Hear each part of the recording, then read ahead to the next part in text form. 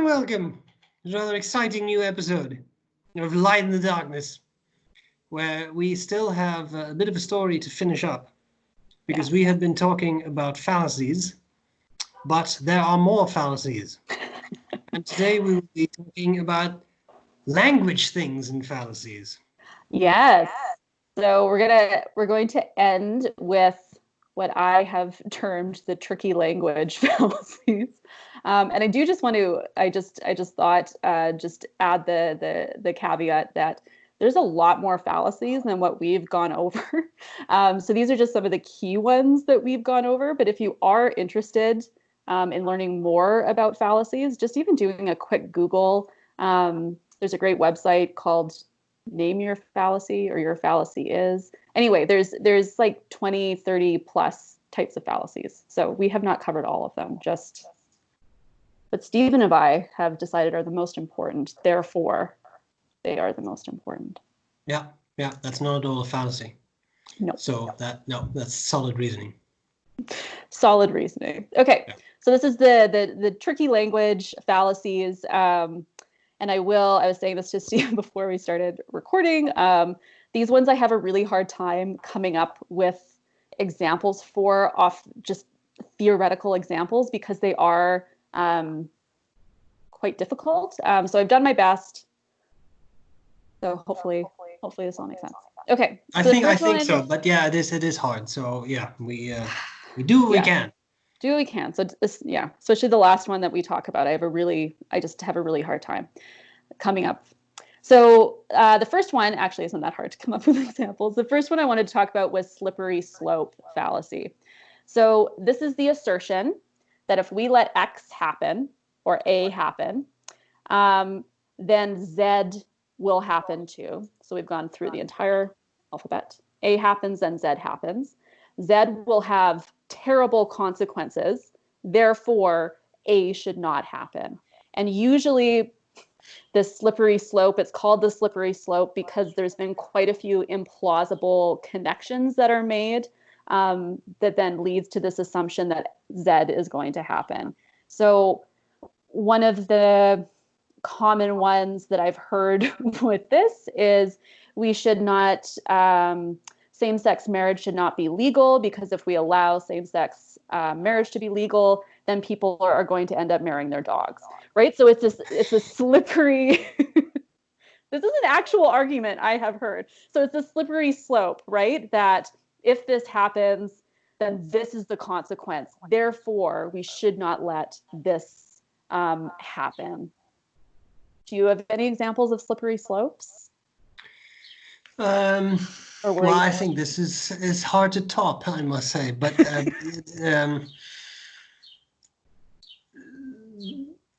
you could think a little bit of stuff that I have seen too in psychological context, along the lines of, well, if you let children smoke in schools, then you shouldn't really be surprised that there are so many criminals and murderers out there. I mean, smoking bad for your health, yeah, sure, but that doesn't necessarily mean you turn into a serial killer if you light a cigarette. Yes. So that's maybe that's another example. There were similar examples. Like I remember my brother got his first tattoo at 18, and more of my old school family members were very concerned that this would then lead him into a life of crime, right? Yeah. So starting with A, and then the Z is, well, his life is over. He's obviously going to go to prison forever because, I don't know, that's the natural. Nice. Do you have any? I have another example. Yeah, go ahead. That I found of.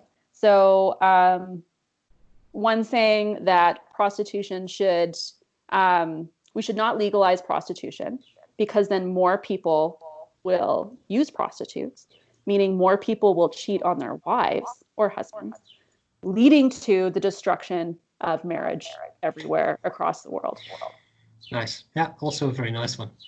Yeah. So again, sometimes the A part, like what you're trying to argue, might not right. There could be some truth in what you're saying, but there's all these implausible steps that you've taken to lead to this conclusion that really there isn't enough links there to support these two things. with one another.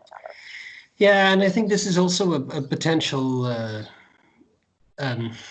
for more confusion, as we talked about before, of correlation and causation and these kinds of things. Like, it's not necessarily said that one thing would lead to another. It's just an observation, maybe initially a somewhat plausible observation, but as you go further down that chain, more and more links are kind of crooked and don't make sense at all, and then you end up with something that really is nonsensical. Yes. And I think a lot of times this, again, feeds into fear-mongering, because at least from the two examples I gave, there was two very scary things that that it ended with, right? So this kind of, we don't think this should happen because it's going to destroy the world. So it's this kind of argument by fear, once again. Yep. That make sense? Makes very much sense. Okay. So the second one I want to talk about, it's called circular reasoning, which is basically, I guess, what we opened with, of these are right because we said they're right. So circular reasoning, it's also called begging the question. So it's two names for the same thing. So this is a circular argument where the conclusion is included in the premise, and you haven't actually given any evidence for why something is the way it is or why your argument is correct. So some common examples that I've seen and that I share with my students is we need art because art is important. So circular reasoning, because you haven't actually answered why we need it or why it is important. Or porn is bad because it's sexually explicit. So you're just describing what porn is. You haven't actually even answered why something being sexually explicit is bad. So it's this circle, right? You just keep going around and around. Do you have any examples? Yeah, I'm trying to think if this is really circular, but I have always enjoyed arguments along the line of God must exist because it's impossible to think that he does not exist, or something like that's. And this is not meant in any negative way about religion, but I mean that's not. That is a circular. Yeah, that's a circular. Like a similar one to that is like the Bible is true, therefore you should not doubt the word of God. It's the circular argument because you're working from that prior acceptance of the Bible being truth, where it's like, no, first you need to establish that first part and then lead it up to the second part. Exactly. Without that, it's just circular. Yeah. Another one I've heard, because I've done a lot of research into school violence, weirdly, is violent video games cause teens to be violent because teens play violent video games. Oh, yes. Yeah. Right? So they're violent because they play the violent video games, because the video games are violent. Yes. So right, there could be some truth in there, but you haven't actually made an argument. You're just circling. Yeah, and I think that's an important thing to realize also with like the two religious examples we just gave. Like that's not to condemn religion. It's just that those are examples of you're not actually establishing something. You're just rephrasing your conclusion as part of the evidence leading to that conclusion, and that's just not valid. That just doesn't work. Yeah, well, it's just like me saying I'm always right because I'm always right. Yes, right? Exactly. Like I've just restated the conclusion. Yeah. Makes sense? Yeah, this makes sense. Okay. So then the other one I wanted to talk to, it's called either black and white or false dichotomy. So this is where two alternatives are presented as the only possibilities, where really there's a lot of others that exist. So this would be a phrase like you're either for me or against me, right? Like those are the only two possibilities. So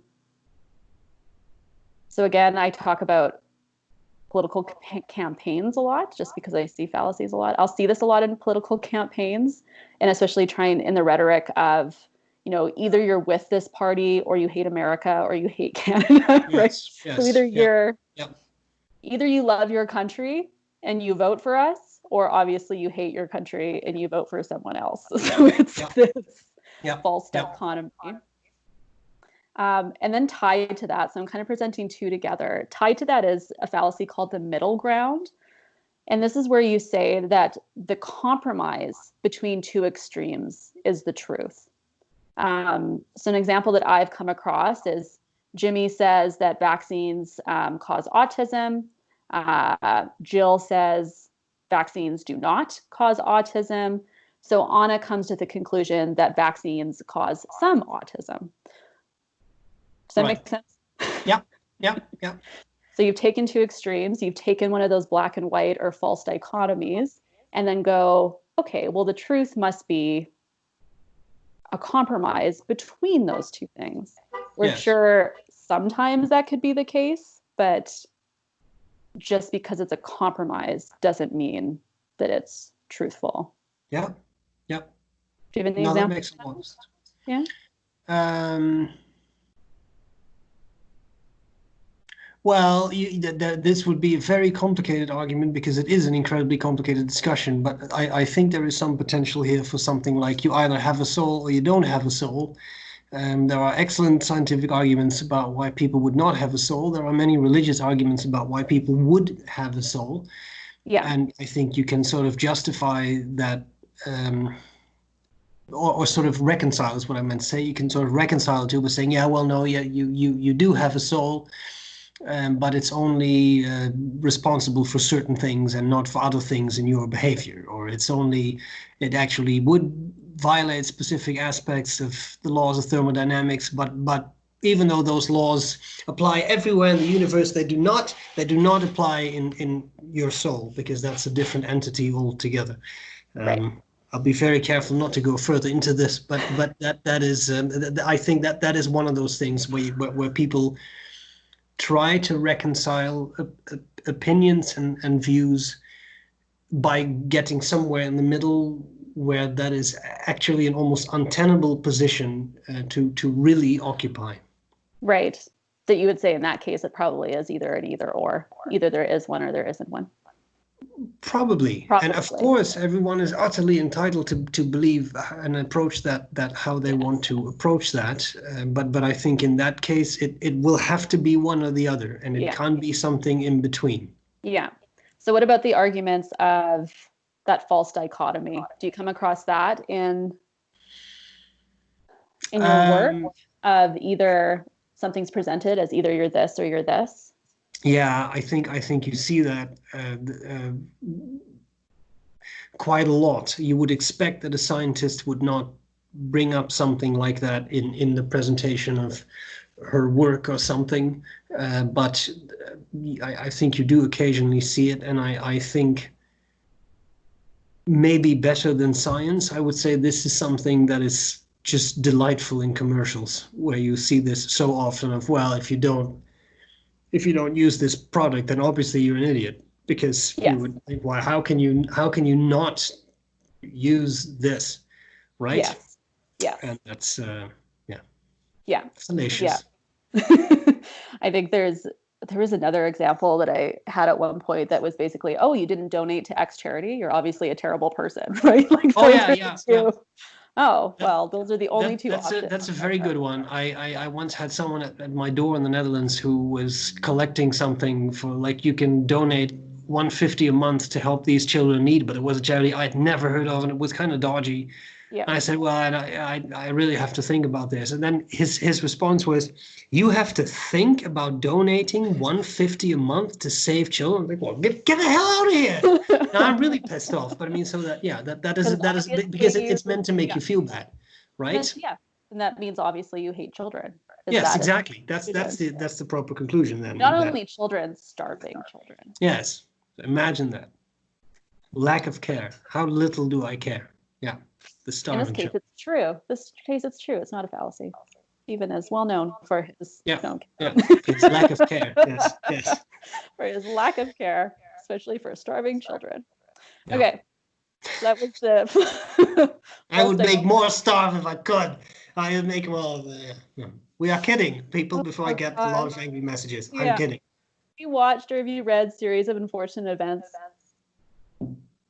I just feel with your multiple personalities and your characters, you would be a very good Count Olaf, and I think that fits in with your with your children, hatred as Yeah. well. Yeah. So I think There you that go. that might be your next career step. Yeah, you heard it here first. Career change coming up. You'll never be able to recognize him with all the costumes. Okay. So then the last one I want to talk about, which is for me the hardest one to come up with examples because it can be really hard to pick up, is doublespeak.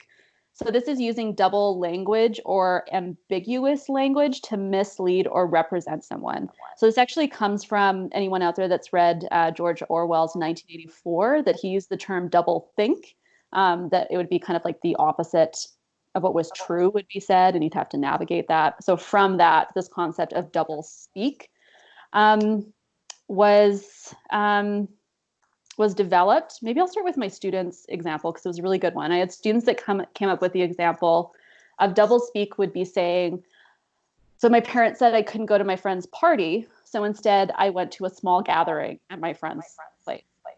So really, you have just modified the language in a little bit of a way to make it ambiguous, to misrepresent what is happening.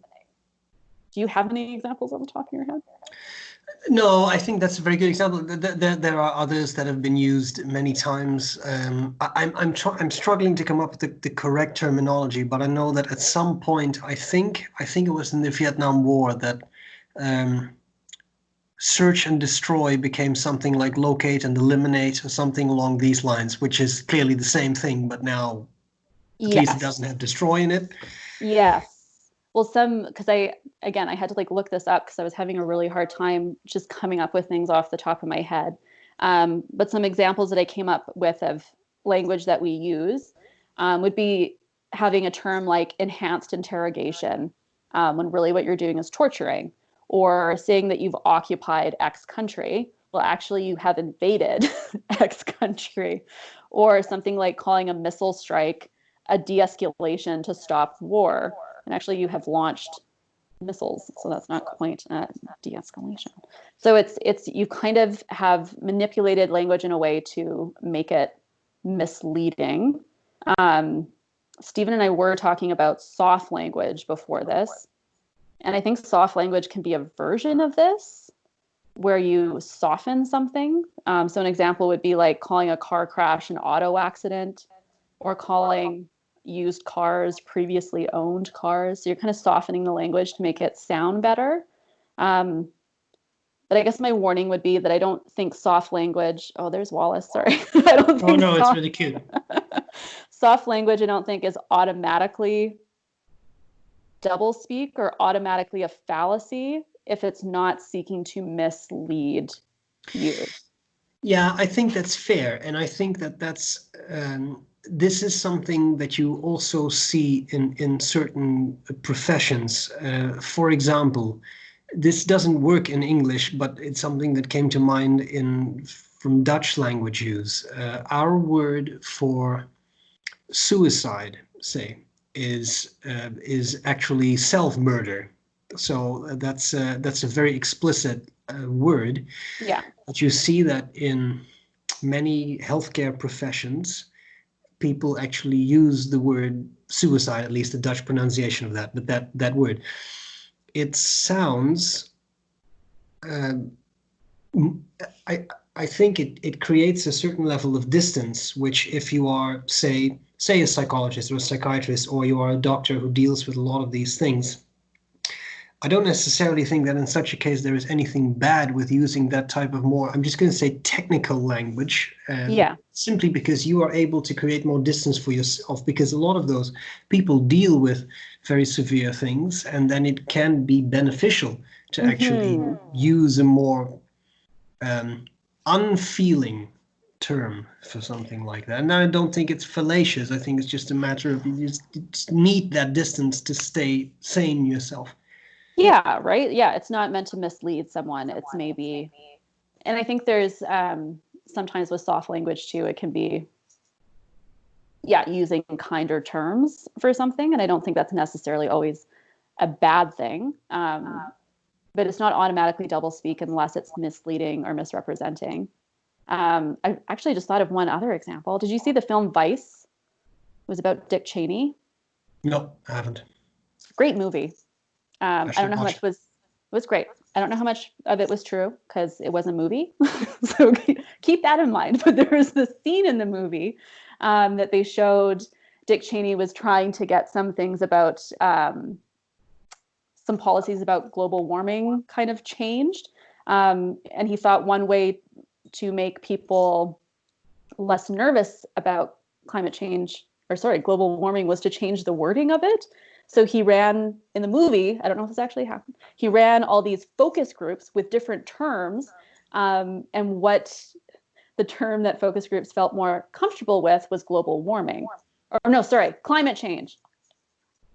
So we shifted from global warming to climate change because the warming was confusing to people, whereas the climate change was less confusing.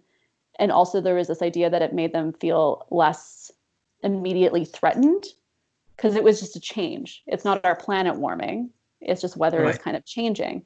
Sorry, I just remembered that because it was very interesting, at least the way the film presented it, because it was done with this intention of wanting people to view this phenomenon in a certain way. So let's change the terminology that we're using, which again, I don't know how true this is, but if it is true, that's incredible that, because now I use climate change. I don't use global warming. Yes. I think climate change is more the accepted. I think so, yes. Phrase. Yeah. So if the film has any truth to it, that comes from kind of a double speak there. So double speak, because it's so hard for us even to come up with examples, it can also be very hard to spot. So again, it's just being very critical and really thinking about the words on the page, the words that you're reading, the words that you're hearing. That I think I'm just naturally trained, being an English major, that I've had meetings with people over a single word use in a paper of mine, and is this the right word use? And but I think we should be that way with a lot of what we're consuming, of really breaking it down to the word use itself, of is that language itself trying to mislead us or misrepresent what's happening? Yeah, and as with, I fully agree. And as with, again, as we said before, like with any skill, it can be very difficult to spot these things, but that's why they are fallacies. That's why it is so convincing when you read them, and it is something that can become easier the more you do it, to actually detect those things, right? Yeah, and I probably think too that once you become, because even myself in the past week doing more research of this and trying to find examples, that now that I've found these examples, I'm going to be fine-tuned to hearing words like we have occupied X, or we used enhanced interrogation, or that now I have this vocabulary where I'm looking out for that type of wording, and then my spidey senses should be tingling. Yeah, this makes sense. That's it. So that was my tricky language games. We had slippery slope, circular reasoning or begging the question, the black and white or false dichotomy with the middle ground in there, and then ending with doublespeak. And that's it. That's it for fallacies, for us at least. What's next?